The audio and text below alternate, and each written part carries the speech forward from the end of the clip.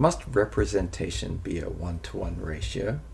How long before I have authority to speak about Japan?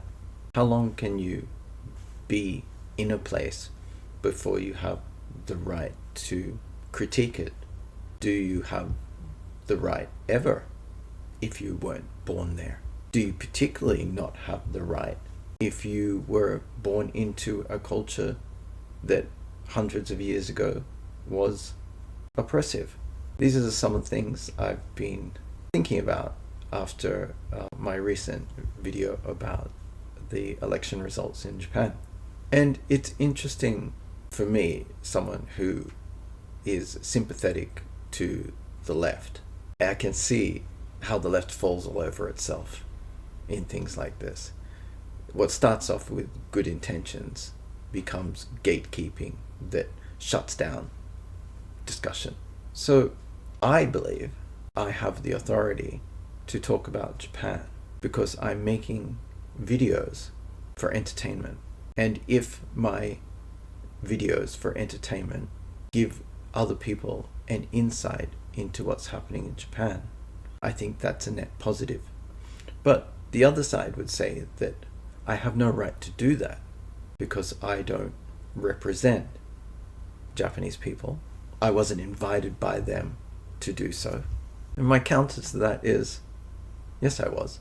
I was invited when they let me in and let me stay.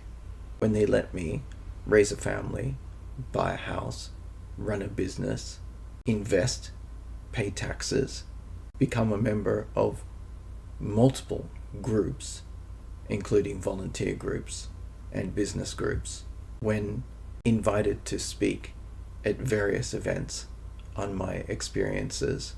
But this is not Congress. This is not a United Nations panel. This is social media.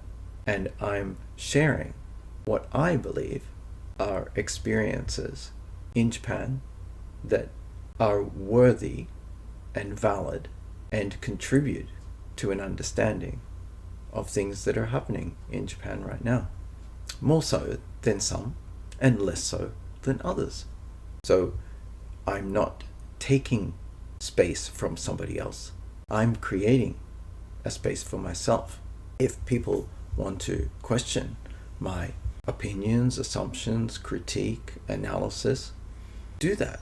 Hopefully I'll learn something from that. But to try and shut it down because I don't have authority, there's no room for discussion at all then. Are only Japanese allowed to speak about Japan? Are Japanese allowed to critique America? So, what is my authority? I went to university here. I traveled here. I lived here. I got married here. I raised a child here. Run a couple of businesses here. And have been involved in my local community as an equal member by other Japanese who see me as so equal that I have to do the same stuff they do in the community. I don't get away with, anything. We all have, as someone has a business in my neighborhood, as business people, we have a responsibility, and I'm not immune to that. So compared to other people that I do often criticize that come to Japan and spend 3 days here and then go back to their countries and talk about the things they've seen in Japan, they make me laugh. I'll give you an example. This is a common one, at least in my system. An American delegation will come and visit Japanese schools, and they'll do a whirlwind tour and conclude that Japanese schools are just amazing. The students clean their own schools. They have great respect for their teachers. They all follow the rules, and it's amazing. They don't have metal detectors. They don't have all the security measures needed in other places. And they'll go back to America and they'll talk about this. No one says anything about that. Why? Because they were invited to come here. They were invited to visit the schools. And then when they went back to their country, they were invited to speak about it. So does that give them more validity because they were invited to do so. Down my side, I wasn't invited to talk about this here today, but I will. I came to Japan and walked into a school, having been a teacher in Australia, and the first thing I noticed was how dirty it was. And then I found out that the kids cleaned the school, and I thought, okay, that makes sense. They fill a bucket with water, they put a rag in it, and they wipe things down like kids do. They wash the floors, they clean up their classroom, they pick up the trash. Yeah, like kids do. It's as clean as you would expect kids to clean a school. Are they well behaved? Most certainly. Now, this is where I might be trading outside my system, perhaps. Maybe imposing my own latent cultural beliefs. Japanese schools are strict. You do not want to be seen to be standing out in that system, or you will be pushed down. It is very harsh, but the whole society is like that. That's my opinion. The whole society is very strict. That's how they maintain the low crime rate, low delinquency. It's every minute of a student's life, no exaggeration, is managed. There is no free time. There's no, if I would, and this is the critique part, if I was to criticize it, the criticism is there's not enough time for the individual to develop their personality.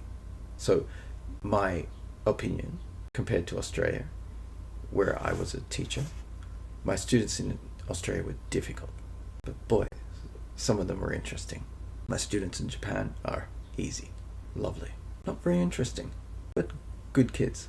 Good kids in Australia, good kids in Japan. Anyway, back to my authority to talk about these things. I have always been interested in politics, and I have lived in Japan nearly as long as I've lived in Australia. In fact, if we were to remove the years that I didn't think about politics from the equation, I've been politically aware longer in Japan than I have in Australia. So I think I'm reasonably well placed to have reasonably informed opinions, critiques about what Japan's going through now. I have to deal with it, the bureaucracy and the rising anti-foreign sentiment, as does my daughter. And so to the gatekeepers, I think you're on the right track when it comes to making sure that the native voice of a people is heard. But don't shout down everyone else just so you keep that pure. Because if you aim for that kind of purity, there will never be any discussion. If you shut down everyone every time, we will never be able to discuss anything. And you'll never be taken seriously because it's asking way too much. The world is way too mixed and complicated.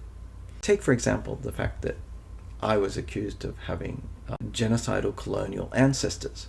Okay, so what does my daughter have? The Japanese that you would bestow authority to speak about Japan on. She is my daughter. Does she not have the same oppressive colonial ancestors?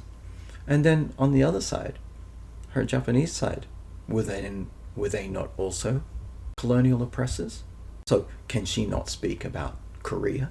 If we were to add it all together, she probably couldn't speak about anywhere else in the world except Japan. Is that reasonable? I don't think so. So I think I'll just end it there. And I think I'm going to have more to say on this, because I think there will be quite a few comments on this. This is Langstan.